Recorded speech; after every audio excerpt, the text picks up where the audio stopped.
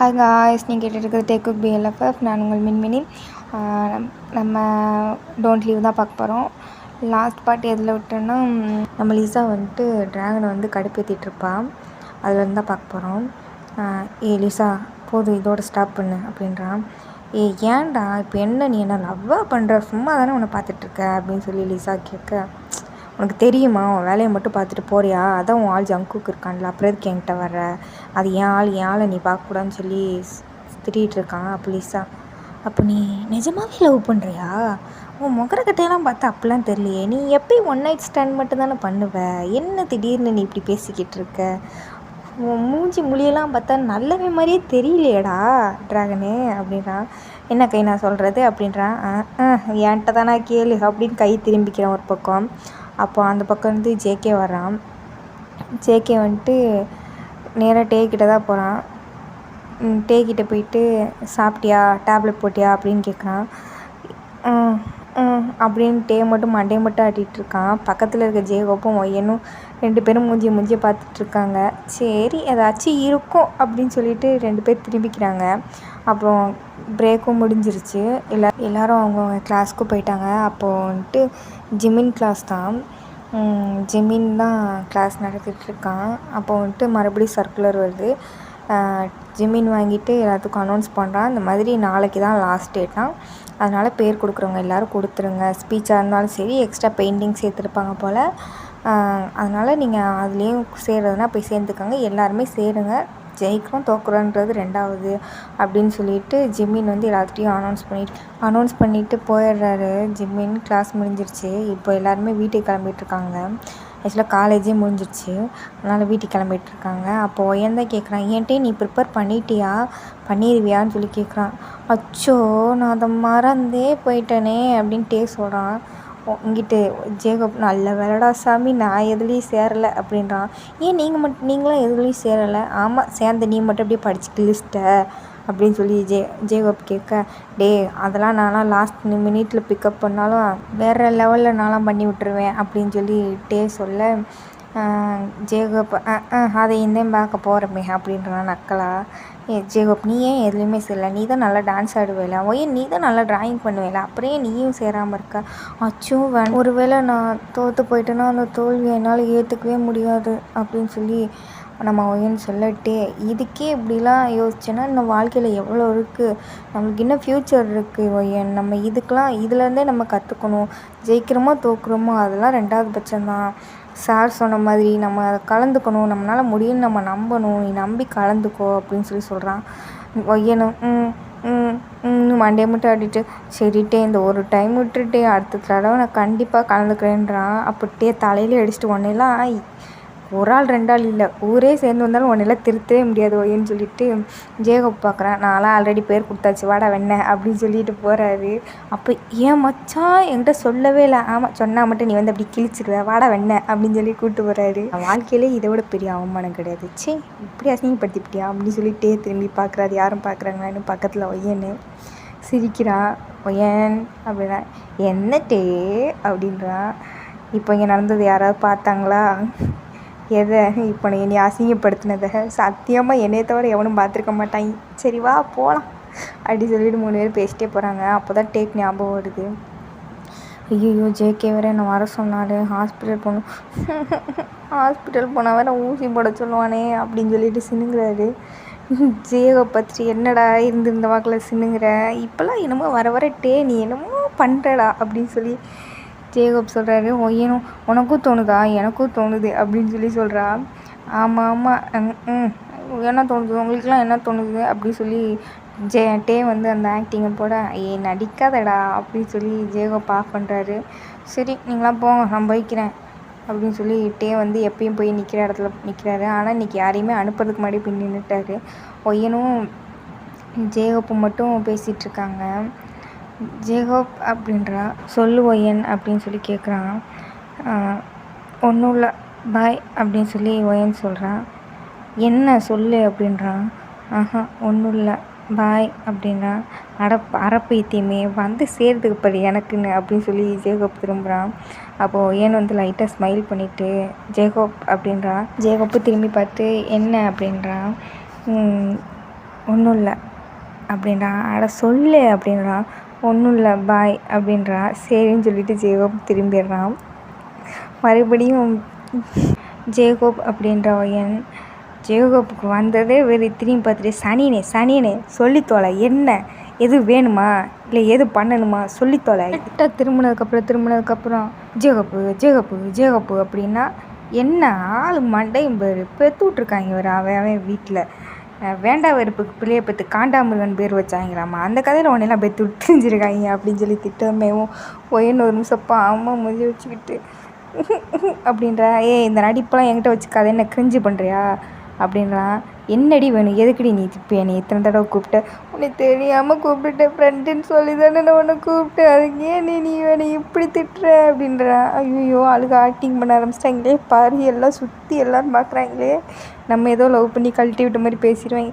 சரிடி செல்லம் ஒய்யன் தங்கப்பில் வாங்க போகலாம் அப்படின்னு சொல்லி கூப்பிட்டு போய் பஸ் ஏற்றிட்டு நீ போடி உன்னை நான் நாளைக்கு பார்த்துக்கிறேன் அப்படின்னு மைண்டுக்குள்ளே நினச்சிட்டு வந்துடுறாரு. அவரும் போயிடுறாரு. நம்ம டே மட்டும் தனியாக உட்காந்துருக்காரு பஸ் ஸ்டாப்பில். இன்றைக்கி நிற்கலை உட்காந்துருக்காரு. ஏன்னா அங்கே யாருமே இல்லை அதனால தான். அதே மாதிரி கரெக்டாக ஜிம்மினை கழட்டி விட்டு நம்ம ஜேகே சார் மட்டும் தனியாக வராரு. வந்துட்டு ஹாரன் அடிக்க வராரு. அப்போ தான் நேற்று நடந்தால் நான் வந்து சுற்றி சுற்றி பார்த்துட்ருக்காரு. நல்ல வேலை யாரும் இல்லைடா அப்படின்னு சொல்லிட்டு ஹாரன் அடிக்க போகிறாரு. அப்போ டே திரும்பி பார்த்துட்டு அவனே வந்துடுறான். டேட்டேருந்து பேக்கை நேற்று மாதிரி வாங்கி பின்னாடி போட்டுக்கிறான். ஆமாம் நம்ம இந்த பேக் மாதிரி தூக்கி போட்டு வரணும். நம்ம என்ன படித்து கிழிக்கிறோன்னு சொல்லிட்டு இந்த பேக்கை தூக்கிட்டு வரோன்னு தெரியலன்னு டே மைண்ட் வைஸில் நினச்சிட்டு ஏறி உட்காந்துக்கிறான் நேற்று மாதிரி. ஜேகே வந்துட்டு எதுவுமே பேசாமல் வர்றான். டேவும் எதுவுமே பேசலை. ஆனால் மிரர் வழியாக டேவோட மூஞ்சியை பார்த்துடுறாரு. டேக்கு அப்படியேவும் பேதி போகும்போது வயிறெல்லாம் கலக்கும்ல அந்த மாதிரி உட்காந்துருக்காரு. என்னாச்சு ஏன் அப்படி உட்காந்துருக்கேன்னு சொல்லிட்டு ஜேகே கேட்குறாரு. அதுக்கு டேவும் நம்ம இன்றைக்கி போய் தான் ஆகணுமா அப்படின்னு சொல்லி பாவமாக கேட்குறாரு. ஏன் என்னாச்சு உனக்கு கட்டை பிரிக்க வேண்டாமா அப்படின்னு சொல்லி ஜேகே கேட்குறாரு. இல்லை அங்கே போனால் ஊசி போடுவாங்களே எனக்கு பயமாக இருக்குமே அப்படின்றாரு டே. ஒரு நிமிஷம் சடன் பிரேக் போட்டு எருமை மாடு மாதிரி வாழ்ந்துருக்க ஊசி போடுறதுக்கு உனக்கு பயமாக இருக்குமா அப்படின்றா. ஏன் எருமாடு மாதிரி வாழ்ந்துருந்தான் ஊசி போடணும்னு என்ன அவசியமா அப்படின்றாரு. ஐயோ ஏன்டா இவ்வளோ க்யூட்டாக பண்ணுறேன் நாளுக்கு நாள் உனக்கு அடிக்ட் ஆகிடணும் ஜேகே. வேண்டாம் ஜேகே நீ சிங்கிளாக இருந்தால் தான் கெத்து. ஜேகேனா சிங்கிள் தான் கெத்து. சிங்கிள் நடு ரோட்டில் பைக்கை நிறுத்திட்டு புலம்பிக்கிட்டு இருக்காரு. டே இதை பார்த்துட்டு ஜேகே அப்படின்றாரு. அப்போ தான் ஜேகே ரியாலிட்டிக்கு வந்துட்டு என்ன அப்படின்றாரு. எனக்கு ஐஸ்கிரீம் வாங்கி தரீங்களா அப்படின்றான். ஐஸ்கிரீம் பார்லரை பக்கத்தில் பார்த்துட்டு இல்லை ஹாஸ்பிட்டல் தான் ஃபஸ்ட்டு போகிறோம் ப்ளீஸ் எனக்கு ஐஸ்கிரீம் வாங்கிட்டாங்க அப்படின்றான். பாவமா நம்ம டேக்கு நடிக்க சொல்லியா கொடுக்கணும். அப்படியே ஆக்டிங்கை போட்டு தள்ளுறாரு. ஜேகேவை ஒரு நிமிஷம் பாவமாக பார்க்குறாரு. சரி பையனுக்கு ரொம்ப தான் பயமாக இருக்கும் போலன்ட்டு சரி டே நம்ம போயிட்டு கட்டை பிரிச்சுட்டு வந்த உடனேவும் உனக்கு நான் ஐஸ்கிரீம் வாங்கி தருவேனா. டே அப்படியே முடிச்சுட்டு அப்போ 2 வாங்கி தருவீங்களா அப்படின்றான். உனக்கு போய் வாங்கி தரேன்னு சொன்னேன் பார்த்தியா என்னையே சொல்லணும்டா அப்படின்னு மனசுக்குள்ளே நினச்சிட்டு சரி நீ வா போகலாம் அப்படின்னு சொல்லிட்டு ஹாஸ்பிட்டல் போயிட்டாங்க. ஹாஸ்பிட்டல் போனால் அங்கே டேக்கு பயமாக தான் இருக்குது. ஜேகேக்கும் டே பயப்படுறான்னு தெரியுது. நிஜமாகவே பயப்படுறான்னு தெரியுது. அப்புறம் என்ன பண்ணுறது அப்படி சொல்லிட்டு டாக்டரையும் போய் பார்க்குறாங்க. பார்த்துட்டு டாக்டர் வந்து கட்டை பிரிச்சுட்டு யாருப்பா உனக்கு கட்டு போட்டு விட்டான்னு கேட்குறாங்க டேக்கிட்ட. அங்கே ஒருத்தர் இருந்தார் அவர் தான் போட்டு விட்டாருன்னு சொல்லி போட்டு விட்டார சொல்கிறாரு. அவன் சரியான பைத்தியக்காரனாக இருப்பான் போல். அடி எங்கே போட்டிருக்கு கட்டை எங்கே போட்டு விட்ருக்கான் பாரு பைத்தியக்கார பயப்பில் அப்படின்னு சொல்லி திட்டிக்கிட்டேவும் வராரு. ஜேகே வந்துட்டு என்னாச்சுன்னு கேட்குறாரு. பேஷண்ட் நீங்கள் யார் அப்படி சொல்லி கேட்குறாரு. ஜேகேவும் டேவை ஒரு கிளான்ஸ் பார்த்துட்டு ஹஸ்பண்ட் அப்படின்றாரு. ஏங்க சார் பார்த்தா படித்தவர் மாதிரி இருக்கீங்க. எந்த நாய்கிட்ட சார் போய் கட்டு போட்டீங்க? இப்படி தான் கட்டு போடுவாங்களா? மாடியிலேருந்து விழுந்திருக்காங்க. நல்ல வேலைக்கு இன்னைக்காச்சும் ஹாஸ்பிட்டலுக்கு கூப்பிட்டு வந்தீங்கன்னா கையில் எதுவும் ஃப்ராக்சர் ஆகலை. ஃப்ராக்சர் ஆகிடுச்சுன்னா என்ன பண்ணுவீங்க? காயம் எங்கே போட்டிருக்கு கட்டை எங்கே போட்டிருக்காங்க அதை கூட பார்க்க மாட்டிங்களா நீங்கள்? என்னங்க சார் நீங்கள் ஹஸ்பண்டாக இருக்கீங்க அப்படின்னு சொல்லி ஜேகேவை தான் திட்டுறாங்க. அட பாவிகளா விழுந்தது அவன் கட்டு போட்ட எவனோ கூட்டிகிட்டு வந்த நான் திட்டு வாங்கணுமா? என் தலையெழுத்துட்டா அப்படின்னு சொல்லி ஜேகே நினைக்கிறாரு. சரிங்க சார் சாரிங்க சார் பார்த்துக்குறேங்க சார் அப்படின்ற மாதிரி மண்டையை ஆட்டிக்கிட்டு இருக்காரு. டேக்கு ஐயோ இந்த பிரச்சனை நம்மளுக்கு வாங்கி தராமல் விட்டுருவானோ ஐஸ்கிரீமு அப்படின்னு சொல்லி யோசிச்சுட்ருக்காரு. தென் அப்படியே எல்லாமே முடியுது. ஜேகேவும் டேப்லெட்லாம் வாங்கிட்டு போகலான்னு சொல்லிட்டு அங்கே நிற்கிறான். அப்போ டாக்டர் வந்துட்டு நாளைக்கு மறந்துடாமல் கூட்டிகிட்டு வந்துடுங்க சார், கட்டை பிரிச்சுருவோம். காயம் பரவாயில்ல தான், ரொம்ப வாடியெல்லாம் இல்லை, இருந்தாலும் கையை பார்த்து வச்சுக்கோங்க, அதிகமாக எந்த வேலையும் பார்க்க வேண்டாம், வெயிட்டான பொருளாக தூக்க வேண்டாம் அப்படி சொல்லிகிட்ருக்காரு. ஜேகேவும் சரி சார், சரிங்க சார், சரிங்க சார், வரேங்க சார், நாளைக்கு வரேங்க சார் அப்படி சொல்லிட்டு வெளியே வந்துடுறான். வெளியே ஜாலியாக வந்துட்டுருக்கான். ஜேகேக்கு தான் மண்டை சூடாயிருச்சு. ஸோ கடவுளே அப்படின்னு சொல்லிட்டு டேவை பார்க்குறான். எதுவுமே பேசாமல் பாவமாக ஜேகே பார்த்தோன்னே பாவமாக அப்படின்னு மூஞ்சி வச்சுக்கிறான். பைக்கில் ஏறி உட்காந்துட்டு ஜேகே ஐஸ்கிரீம் தானே வாங்கி தரேன் அப்படி சொல்லிட்டு போகிறாரு. சோ ஸ்வீட் அப்படின்றான். ஜேகேக்கு இருந்த கோவம் பூரா அந்த சோ ஸ்வீட்டில் போயிடுச்சு. சரின்னு சொல்லிட்டு ஐஸ்கிரீம் பார்லர் போகிறாங்க. உனக்கு என்ன ஐஸ்கிரீம் வேணும் அப்படின்றான் ஜேகே. என் ஃபேவரட் ஸ்ட்ராபெரி தான். 2 ஸ்ட்ராபெரி ஐஸ் ஆர்டர் பண்ணியிருக்காங்க. 2மே வருது. கூடவே வெண்ணிலாவும் வருது. வெண்ணிலா நம்ம ஜேகேக்கு தான். வாங்கி உட்காந்துட்டு பார்க்குறாங்க. நம்மகிட்டே பார்க்கலாம் இல்லை, அவன் பாட்டுக்கு 2 நாள் ஐஸ்கிரீம் சாப்பிட்லன்னு சொல்லிட்டு காணாததை கண்ட மாதிரி சாப்பிட்டுட்ருக்காரு. நம்ம ஜேகே இதெல்லாம் பார்த்து சிரிச்சுட்டு அவரும் ஐஸ்கிரீம் சாப்பிட்டு போகிறாரு. அப்போ பார்க்குறான், ஐஸ்கிரீமையும் பார்க்குறான், ஜேகேவையும் பார்க்குறான். மறுபடியும் ஐஸ்கிரீமை பார்க்குறான், ஜேகேவை பார்க்குறான். ஜேகே இந்தா இதையும் சாப்பிட்டு சொல்லி கொடுத்துட்றாரு. சோ ஸ்வீட், நீ ரொம்ப அழகாக இருக்க அப்படி சொல்லிட்டு கன்னத்தில் போய் ஒரு முத்தத்தை வச்சுட்டு நல்லா ஜாலியாக ஐஸ்கிரீம் சாப்பிட்டுட்ருக்காரு. இவர் என்னமோ ஜாலியாக தான் சாப்பிட்டுட்ருக்காரு. முத்தம் வாங்கின ஜேகேக்கு தான் என்னடா பப்ளிக்கில் பொசுக்குன்னு இப்படி முத்தத்தை கொடுத்துட்டியான் அப்படி சொல்லிட்டு பார்க்குறாரு. எதுவுமே பேசலை. அவர் பாட்டு கன்னத்தில் கை வச்சுட்டு உட்காந்துருக்காரு. நிமிந்து எனக்கு ஒரே ஒரு சாக்லேட் மட்டும் கடைசியாக வாங்கி தரீங்களா அப்படின்றான். மறுபடியும் ஐஸ்கிரீமா அப்படின்றான். ஐஸ்கிரீம் இல்லை, டெய்ரி மில்க் சாக்லேட் வேணும், அதான் லவ்வர்ஸ்லாம் வாங்கி தருவாங்களே அது. எதே அப்படின்றான். இல்லை லவ்வர்ஸ்லாம் அவங்க லவ் பண்ணுறவங்களுக்கு வாங்கி தருவாங்கள்ல, அந்த சாக்லேட் பேர் தான் டெய்ரி மில்க் அப்படின்றான். என்ன இலவோ அப்படின்னு சொல்லிட்டு ஜேகே போயிட்டு அதை வாங்கிட்டு வந்துட்டு டேட்டை கொடுத்துட்டு போகலாமான்னு சொல்லி கிளம்ப சொல்கிறான். சரின்னு சொல்லிட்டு அவனும் கிளம்பிடுறான். அப்படியே மறுபடியும் போயிட்டு சமைச்சு சாப்பிட்டுட்டு 2 பேரும் படுத்துடுறாங்க. வழக்கம் போல தான்.